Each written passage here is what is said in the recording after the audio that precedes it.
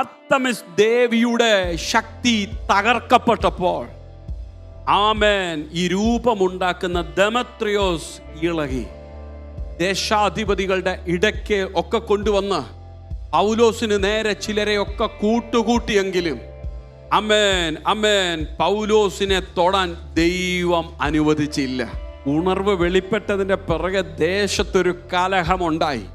കലഹമുണ്ടായത് മറ്റൊന്നുമല്ല, ഇന്നലെ വരെ അവർ കണ്ടിരുന്ന വലുതെന്ന് കണ്ട അർത്തമിസ് ദേവിയുടെ മീതെ അമേൻ അവൾ മുട്ടുമടക്കുന്ന ഒരു നാമമുണ്ടെന്ന്, അവളെ മുട്ടുമടക്കിക്കുന്ന ഒരു സർവശക്തനുണ്ടെന്ന വസ്തുത അവർ തിരിച്ചറിഞ്ഞപ്പോൾ അവർ കൂട്ടമായി വന്ന് അമേൻ ആ നാമത്തിൽ വിശ്വസിച്ച് തങ്ങളുടെ പാപങ്ങളെ ഏറ്റുപറഞ്ഞു.